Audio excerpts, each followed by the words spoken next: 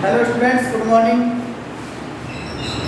कल हम बात कर रहे थे ब्लड के बारे में, रक्त के बारे में बात कर रहे थे। रक्त के बारे में बताया रक्त परिभाषा क्या होती है, रक्त का संगठन क्या होता है, रक्त के संगठन के अंदर कितने भाग पाए जाते हैं। जैसे कि हमने बताया था आपको, रक्त के जो संगठन होता है उसमें दो प्रमुख भाग होते हैं। तो ठोस भाग होता है, दूसरा द्रव भाग होता है।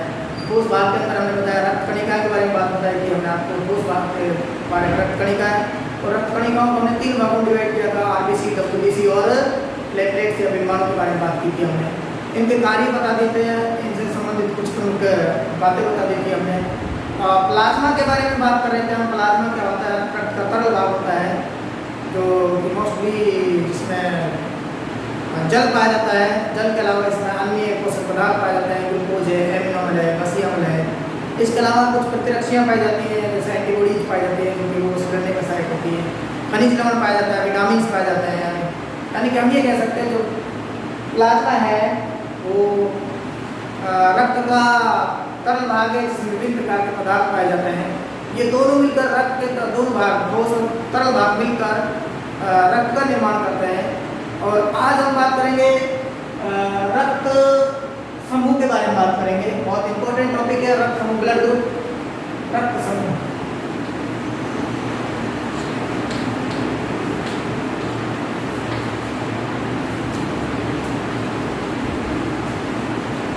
रक्त समूह, तो रक्त समूह की जानकारी क्या पड़ी है? रक्त समूह है क्या है, इसकी कहानी क्या है?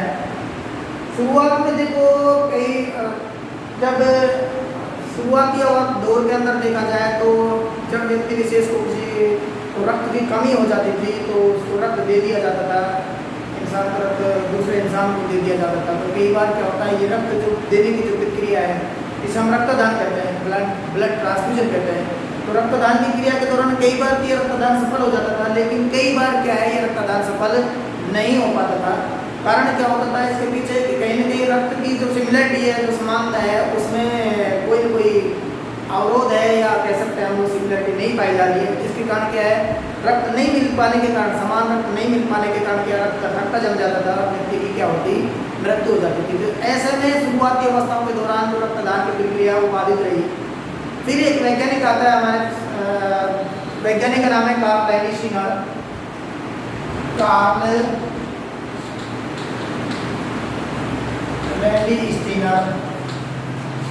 ये कार्ल लैंडस्टीनर एक वैज्ञानिक है। इन्होंने क्या है, रक्त का संगठन के बारे में देखा। रक्त की जो कणिकाएं होती हैं, आरबीसी होती है, उस आरबीसी की संरचना के बारे में देखा।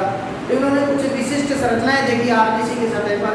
उन विशिष्ट संरचनाओं के आधार पर इन्होंने रक्त को क्या है, डिवाइड किया, रक्त को अलग अलग भागों में बांटा, जिन्हें रक्त समूह कहा गया। तो सबसे पहले हम बात करते हैं कार्ल लैंडस्टीनर जो है, इसने क्या है, रक्त समूह के बारे में बताया। रक्त समूह के बारे में बताया। ये क्वेश्चन पूछा जाता है अक्सर, रक्त समूह के बारे में किसने बताया है? तो किसने बताया? कार्ल लैंडस्टीनर ने बताया है रक्त समूह के बारे में। इन्होंने क्या देखा है, रक्त की जो आरबीसी है, रक्त की जो आरबीसी मतलब लाल रक्त कणिका है, जिसको हमने रेड ब्लड कॉर्पस्कल्स कहा था पहले वीडियो के अंदर। तो जो आरबीसी होती है, रक्त की आरबीसी की सतह पर विशिष्ट संरचनाएं देखी, विशिष्ट संरचनाएं देखी जिन्हें प्रतिरक्षी कहा गया। क्या कहा गया उन्हें? प्रतिरक्षी कहा गया, एंटीबॉडी कहा गया। क्या कहा गया? एंटीबॉडी। प्रतिरक्षी बजाय हम प्रतिजन की बात करें, किसकी जगह? प्रतिजन। विशिष्ट संरचनाएं देखी, सॉरी, जो विशिष्ट संरचनाएं देखी वो क्या देखा? प्रतिजन देखा। और उस प्रतिजन को हम क्या कहें, तो क्या बोला गया? एंटीजन। क्या कहा गया इसको? एंटीजन कहा गया। रक्त की आरबीसी की सतह पर जो विशिष्ट संरचनाएं होती हैं, जो कि किसके द्वारा देखी गई? कार्ल लैंडस्टीनर के द्वारा देखी गई। उन संरचनाओं को क्या कहा गया? प्रतिजन कहा गया। क्या कहा गया? प्रतिजन कहा गया। इंग्लिश में इनको क्या बोलते एंटीजन बोलते हैं। इन एंटीजन या प्रतिजन की उपस्थिति या अनुपस्थिति के आधार पर जो रक्त की जो आरबीसी है उसके आधार पर रक्त को 4 भागों में डिवाइड किया है। किसने? कार्ल लैंडस्टीनर ने। इसने कार्ल लैंडस्टीनर ने कितने भागों में डिवाइड किया? 4 भागों में डिवाइड किया। यहाँ पर प्रतिजन जिसको क्या बोलते हैं हम? एंटीजन। तो यहाँ ये बात हमें देखने को मिली कि प्रतिजन की उपस्थिति या अनुपस्थिति के आधार पर जो कार्ल लैंडस्टीनर है इन्होंने रक्त को कितने भागों में डिवाइड किया? 4 भागों में डिवाइड किया। एक्चुअली है क्या ये प्रतिजन? ये प्रतिजन जो होते हैं ये एक तरह से ग्लाइकोप्रोटीन क्या होते हैं? ग्लाइकोप्रोटीन क्या होते हैं? ये ग्लाइकोप्रोटीन संरचना होती है। इन ग्लाइकोप्रोटीन संरचना की उपस्थिति होती है। अब ये 2 प्रकार के एंटीजन देखे उन्होंने। कार्ल लैंडस्टीनर ने कितने एंटीजन देखे? 2 प्रकार के एंटीजन देखे, एंटीजन ए और एंटीजन बी। एक का नाम उन्होंने एंटीजन ए रखा, दूसरे का नाम क्या रखा? एंटीजन बी रखा। इन एंटीजन की उपस्थिति या अनुपस्थिति के आधार पर इन्होंने क्या है रक्त को कितने भागों में डिवाइड किया है? 4 भागों में डिवाइड किया। उसको हम इस प्रकार देखते हैं जिन्हें रक्त समूह कहा गया। क्या कहा गया है? रक्त समूह कहा गया है। तो देखिए बालकों, ये जो रक्त समूह है इसको हमने इस प्रकार डिवाइड किया कार्ल लैंडस्टीनर के अनुसार। कार्ल लैंडस्टीनर के अनुसार रक्त को एंटीजन यानी कि प्रतिजन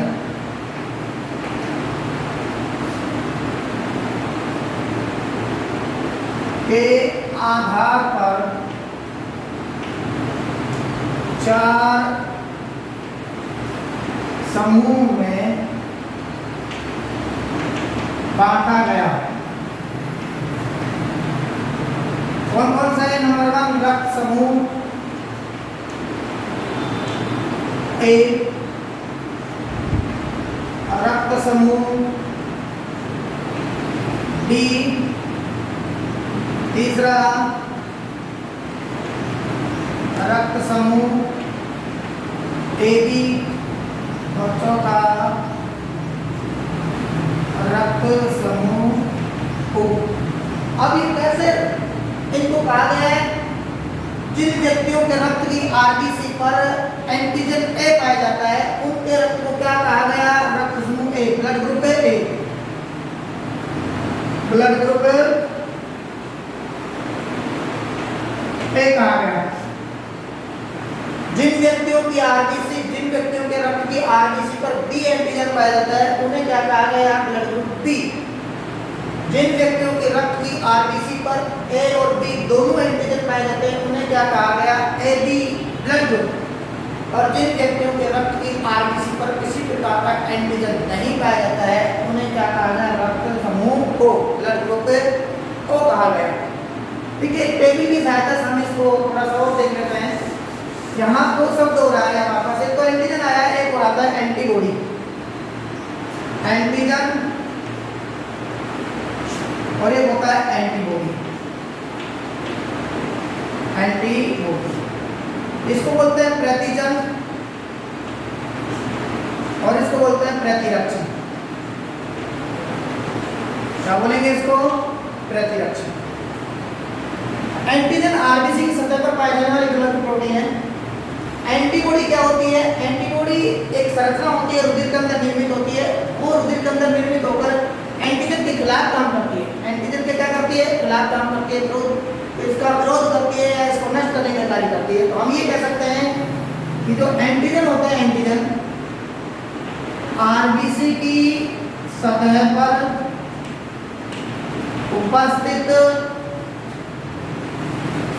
विशिष्ट ग्लाइकोप्रोटीन जो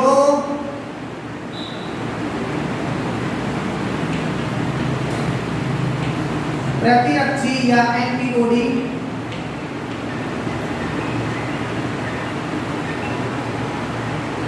द्वारा नष्ट होती है, या हम ये कह सकते हैं दूसरे शब्दों में इसको, एंटीजन को, वे बाह्य पदार्थ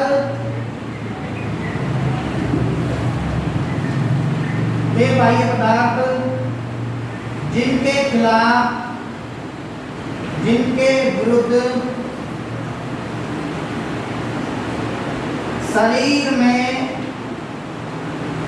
प्रतिरक्षी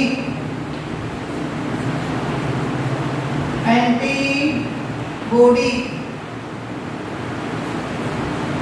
निर्मित होती हैं।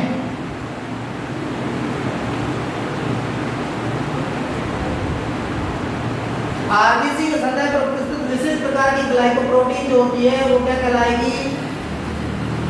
ग्लाइकोप्रोटीन जो कि प्रतिरक्षी द्वारा नष्ट होती है, क्या कहलाती है? एंटीजन या प्रतिजन कहलाती है। अब ये दूसरे शब्दों में ये कह सकते हैं वे बाह्य पदार्थ जो जिनके विरुद्ध शरीर में प्रतिरक्षी उत्पन्न होती है, प्रतिरक्षी निर्मित होती है, क्या कहलाएंगे? वो एंटीजन कहलाएंगे, एंटीजन कहलाएंगे। नेक्स्ट हम बात करते हैं प्रतिरक्षी क्या चीज होती है। तो टेक्निकल टर्म से बहुत इंपॉर्टेंट है, इस चैप्टर के अंदर पूरे के अंदर बार बार आएंगे। यहाँ पर एक टर्म्स हमारे पास प्रतिरक्षी, प्रतिरक्षी इसको बोलते हैं इंग्लिश के अंदर एंटीबॉडी। क्या बोलेंगे इसको? एंटीबॉडी बोलेंगे। ये जो प्रतिरक्षी है ये प्रतिजन के खिलाफ शरीर में प्रतिजन के विरुद्ध निर्मित होती है, प्रतिजन के विरुद्ध निर्मित होती है, अर्थात प्रतिजन को नष्ट करने का कार्य करती है, अर्थात प्रतिजन को नष्ट करने का कार्य करती है। प्रतिजन को क्या करती है? नष्ट करने का कार्य करती है। तो दो शब्द हमारे पास, एक तो है एंटीजन और एक है एंटीबॉडी। तो एक दूसरे के क्या है? ये अपोजिट एक्शन लेते हैं। एंटीजन के खिलाफ एंटीबॉडी बनती है, एंटीबॉडी एंटीजन को नष्ट करने का कार्य करती है। जैसे ही हमारे शरीर के अंदर कोई बाह्य पदार्थ, फॉरेन पार्टिकल्स, हमारे शरीर का नहीं होगा, कोई बाह्य पदार्थ है, सूक्ष्म जीव है, रोगाणु है, रोगकारक है, जो भी है हमारे शरीर के अंदर जाता है और उस पदार्थ को अगर हमारा शरीर आइडेंटिफाई नहीं कर पाता है और बाह्य पदार्थ को उसमें मानता है, तो उसके खिलाफ हमारे शरीर के जो प्रतिरक्षा तंत्र है, इम्यून सिस्टम है, वो एक विशिष्ट प्रकार की संरचना निर्मित करता है जिसे एंटीबॉडी कहते हैं। वो विशिष्ट संरचना एंटीबॉडी उस बाह्य पदार्थ यानी कि बाह्य पदार्थ की प्रतिजन को क्या करती है? नष्ट करने का कार्य करती है। तो यहाँ पर हम बात करेंगे आगे चलकर कि जो रक्त समूह है, रक्त समूह प्रतिजन और प्रतिरक्षी, एंटीजन और एंटीबॉडी के आधार पर कार्ल लैंडस्टीनर द्वारा, किसके द्वारा? कार्ल लैंडस्टीनर के द्वारा 4 वर्गों में डिवाइड किया गया है, 4 समूह में डिवाइड किया गया है। और जिसे हम निम्न प्रकार देखते हैं, जिस प्रकार हम निम्न प्रकार देखते हैं, जिसे हम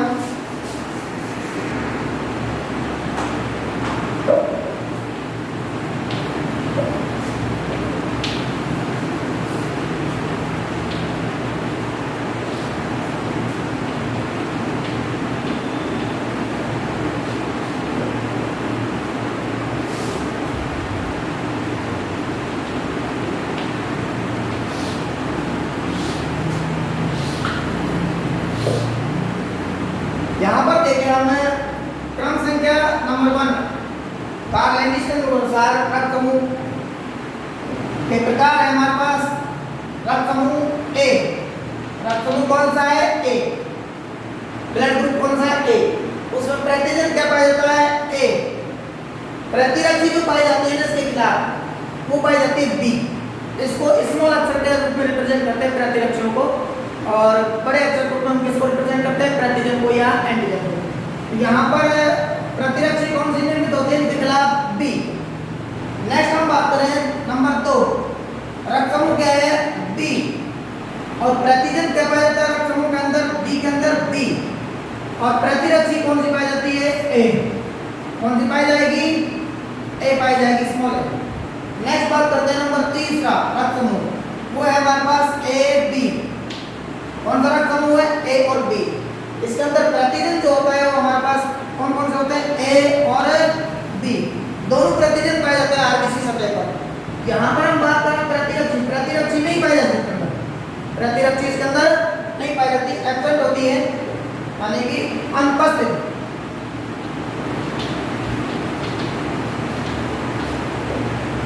नेक्स्ट बात करें ब्लड ग्रुप चौथा, तो वो ब्लड ग्रुप क्या है? ओ। कौन सा ब्लड ग्रुप है? ओ। इसके अंदर अगर हम बात करें प्रतिजन, तो प्रतिजन के अंदर नहीं पाया जाएगा, अनुपस्थित होता है प्रतिजन, यानी कि ओ ब्लड ग्रुप वाले व्यक्ति होते हैं कि आरबीसी के सतह पर किसी प्रकार का कोई प्रतिजन नहीं पाया जाता है। अब अगर बात करें प्रतिरक्षी, तो इनके रुधिर के अंदर दोनों प्रकार की प्रतिरक्षी पाई जाती है, ए और बी। ए प्रतिरक्षी पाई जाती है और बी प्रतिरक्षी पाई जाती है। इस प्रकार हमने यहाँ पर देखा प्रतिजन की और प्रतिरक्षी की उपस्थिति और अनुपस्थिति के आधार पर ब्लड ग्रुप के कितने प्रकार बताए हमने? 4। कितने प्रकार बताए? 4। नंबर 1 हमारे पास क्या है? ए blood group. A blood group के अंदर प्रतिजन कौन सा पाया जाता है? ए। प्रतिरक्षी कौन सी निर्मित होती है? बी। दूसरा हमारे पास ब्लड ग्रुप कौन सा है? बी। उसके अंदर प्रतिजन कैपिटल बी, प्रतिरक्षी कौन सी निर्मित होती है? स्मॉल ए। तीसरा हमारे पास ब्लड ग्रुप क्या है? A B. ए बी के अंदर हमारे पास प्रतिजन कौन से पाए जाते हैं? ए और बी। और प्रतिरक्षी क्या होती है इसके अंदर? अनुपस्थित। नेक्स्ट चौथा जो हमारे पास ब्लड ग्रुप है वो कौन सा है? ओ। इसके अंदर प्रतिजन क्या होते हैं? अनुपस्थित। और प्रतिरक्षी क्या होती है? ए और बी। अब हम यहाँ पर देखते हैं भाई कि जो रक्तदान की प्रक्रिया होती है, क्या होती है? रक्तदान, ब्लड ट्रांसफ्यूजन, ब्लड ट्रांसफ्यूजन, इसके बारे में बात करते हैं। तो ब्लड ट्रांसफ्यूजन का मतलब क्या होता है? एक व्यक्ति दूसरे व्यक्ति को जब रक्तदान देता है तो इस प्रक्रिया को क्या कहते हैं? रक्तदान कहते हैं, ब्लड ट्रांसफ्यूजन कहते हैं। तो ये रक्तदान की प्रक्रिया किस पर निर्भर करती है? एंटीजन और एंटीबॉडी पर निर्भर करती है। तो यहाँ पर हम आगे चलकर क्या देखेंगे कि ये जो एंटीजन और एंटीबॉडी है, इसके आधार पर कौन सा रक्त समूह व्यक्ति, कौन से रक्त समूह वाले व्यक्ति को रक्त दे सकता है या उससे ले सकता है, वो किस पर डिपेंड करता है? प्रतिजन और प्रतिरक्षी की प्रतिक्रिया पर निर्भर करता है। ठीक है, तो आगे हम बात करेंगे आगे चलकर कि किस प्रकार ये जो रक्त समूह है वो आगे चलकर एक दूसरे को ब्लड डोनेट करते हैं। तो यहाँ इस टेबल को थोड़ा सा आगे बढ़ाया हमने अब, और आगे बढ़ाने के लिए हम बात कर रहे हैं यहाँ पर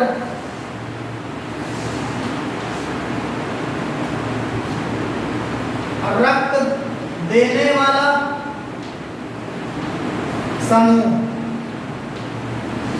और रक्त लेने वाला समूह। देखिए यहाँ पर दो कॉलम और बढ़ाए हमने, एक तो रक्त देने वाला समूह और एक रक्त लेने वाला समूह। रक्त देने वाला समूह यहाँ पर ए रक्त समूह है, इसको रक्त देने वाला कौन सा समूह होगा? ए। ए को रक्त कौन देगा? ए देगा। और कौन देगा? ओ देगा। एक तो रक्त जिस व्यक्ति का रक्त समूह क्या है? ए है, उसको रक्त कौन दे सकता है? ए दे सकता है और ओ दे सकता है।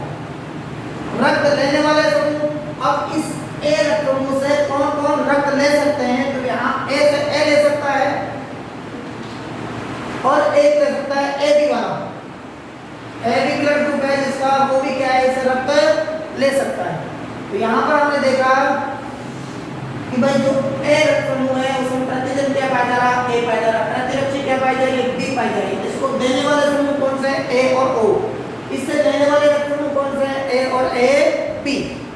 ठीक, अब हम बात करते हैं बी रक्त समूह। बी रक्त समूह में प्रतिजन बी और प्रतिरक्षी क्या है? ए। अब रक्त देने वाले कौन है? बी के लिए रक्त देने वाले कौन है? बी समूह के लिए। तो एक तो बी है भाई, समान समान को दे सकता है, और एक क्या है? ओ है। रक्त समूह जो ओ है वो किस क्या दे सकता है? बी को रक्त दे सकता है।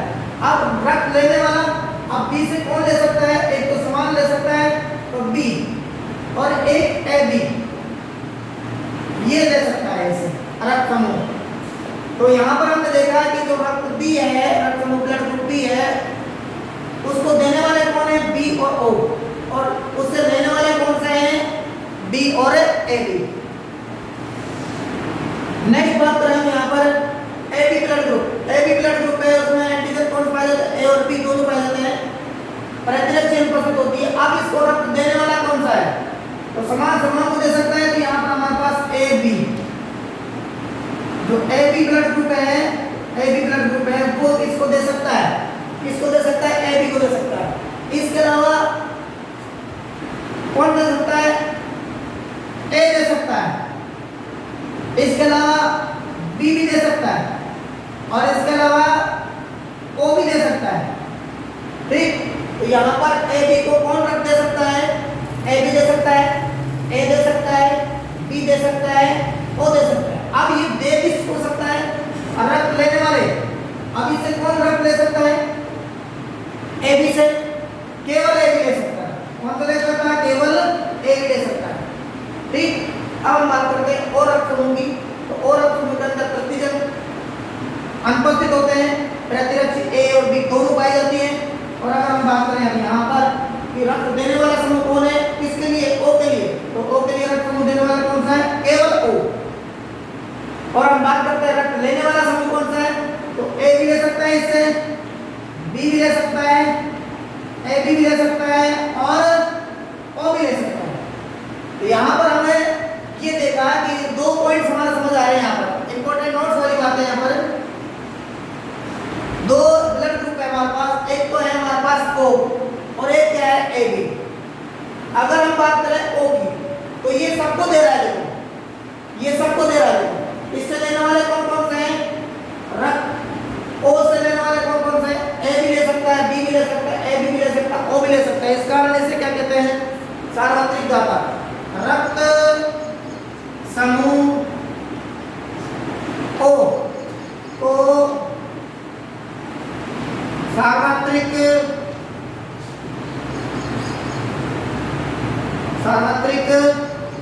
दाता रक्त समूह, यानी कि कह सकते हैं universal donor, universal donor blood group. क्या कह सकते हैं इसको? Universal donor blood group. और अब दूसरा जो हमारे पास नोट है वो है ए बी ब्लड ग्रुप वाला। तो रक्त समूह ए बी, रक्त समूह ए बी, ये जो रक्त समूह ए बी है ये सार्वत्रिक ग्राही है। तो सार्वत्रिक रक्तग्राही समूह, बोले तो यूनिवर्सल रिसेप्टर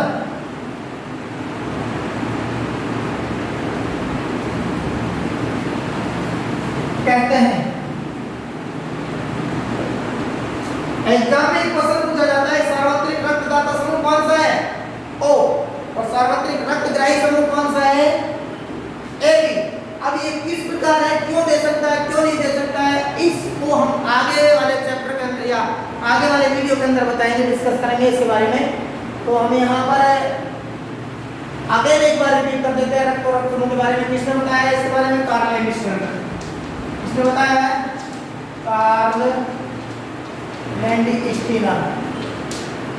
ये वैज्ञानिक है, इन्होंने क्या है रक्त को कितने समूह में बांटा है? ए डी, ए बी और ओ। ठीक है,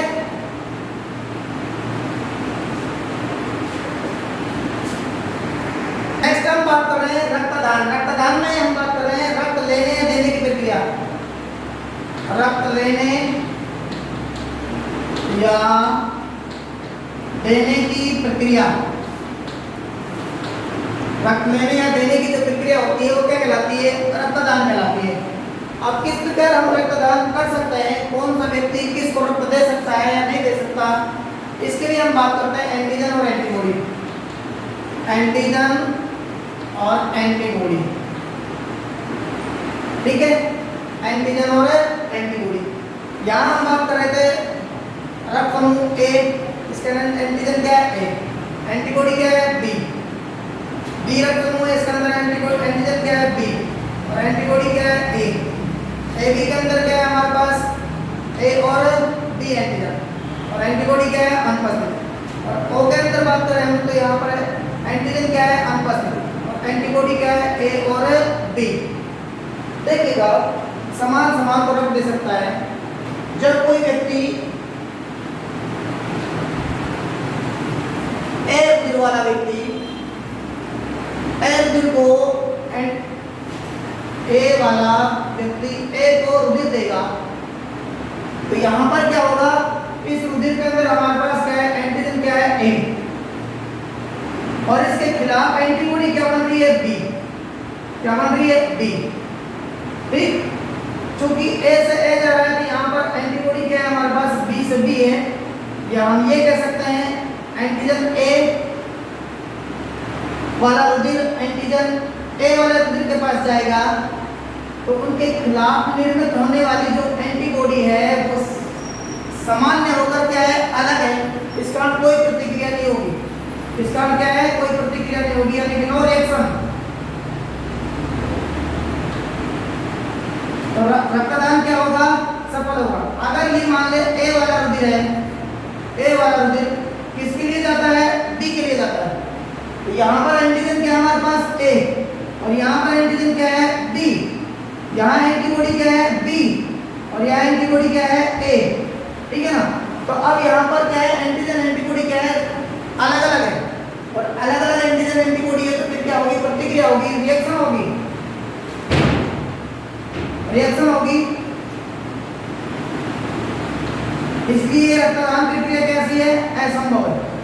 अगर हम बात करें यहाँ पर ए वाला जो रुधिर है वो किसके लिए जाए, ए बी के लिए जाए, किसके लिए जाता है ए बी के लिए।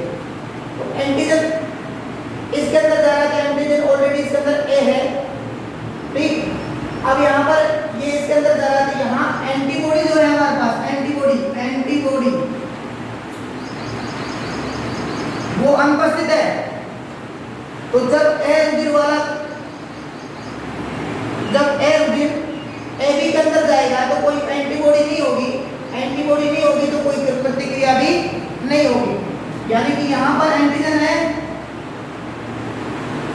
ए लेकिन एंटीबॉडी नहीं है, इसलिए नो रिएक्शन।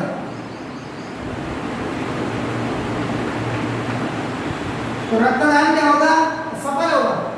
अगेन और एक बार एक एग्जांपल और दे रहा हूं, ए तो है हमारे पास, वो किसको दे रहा है, ओ को दे रहा है, ए किसको दे रहा है, ओ को। यहाँ एंटीजन क्या है ए और यहाँ एंटीबॉडी क्या है ए और बी, एंटीजन नहीं है। जब इस एंटीजन इनके खिलाफ जाएगा, जब इनके पास में जाएगा तो रिएक्शन होगी, तो रिएक्शन होगी तो रक्तदान प्रक्रिया संपन्न नहीं होगी, रिएक्शन होगी तो रक्तदान प्रक्रिया संपन्न नहीं होगी। एक और एग्जांपल देता हूं मैं आपको, माना हमारे पास ये ब्लड ग्रुप बी है और ये किसको दे रहा है, बी को दे रहा है। तो यहाँ एंटीजन क्या है बी, एंटीबॉडी क्या है ए, यहाँ एंटीजन क्या है बी और एंटीबॉडी क्या है ए, तो रिएक्शन नहीं होगी इसके अंदर, समान समान के अंदर रिएक्शन नहीं होगी, नो रिएक्शन, ठीक। इस प्रकार हम रक्तदान प्रक्रिया को देख सकते हैं। और एग्जांपल देते हैं, जैसे यहाँ पर समझने की कोशिश कीजिएगा दोबारा से। मान लें हमारे पास दाता क्या है, दाता, और यहाँ पर क्या है ग्राही। दाता हमारे पास क्या है ए और ग्राही क्या है हमारे पास बी। अब देखते हैं यहाँ हमारे पास एंटीजन क्या है ए, इसके खिलाफ एंटीबॉडी बनती है, वो कौन सी बनती है बी, ठीक। यहाँ हमारे पास एंटीजन क्या है बी और इसके खिलाफ एंटीबॉडी क्या बनती है ए। तो देखिएगा जब ये रुधिर इसके अंदर जाएगा, एंटीजन ए इसके अंदर जाएगा, बी के अंदर जाएगा, तो बी जो है के अंदर जो एंटीबॉडी ये ए जो है ये इससे क्या कर लेगी, रिएक्शन कर लेगी, रिएक्शन हो जाएगी तो रक्तदान प्रक्रिया क्या होगी, रक्तदान नहीं होगा। अगर इसी प्रकार हम बात करें बी से ए के अंदर, तो यहाँ देखिएगा बी जब ए के अंदर जा रहा है तो बी जो एंटीजन है, बी एंटीजन ये जब यहाँ पर किस में जाएगा, एंटीबॉडी के संपर्क में जाएगा। एंटीबॉडी यहाँ पर कौन सी है, बी, और यहाँ पर एंटीबॉडी क्या है, ए, एंटीजन क्या है यहाँ पर, ए। तो जब बी ब्लड ग्रुप जो है वो किसके अंदर जा रहा है, ए के अंदर जा रहा है, तो ए जो है इसके खिलाफ एंटीबॉडी बनाएगा और वो एंटीबॉडी कौन सी होगी, बी। और जब बी के संपर्क में आएगा तो रिएक्शन क्या होगी, रिएक्शन होगी, और रिएक्शन होगी तो रक्तदान प्रक्रिया कैसे होगी, रक्तदान प्रक्रिया नहीं होगी। ठीक है, अब हम बात करें जैसे मान लें ओ है, ये किसको देता है, ए को देता है, किसको देगा, हो गया।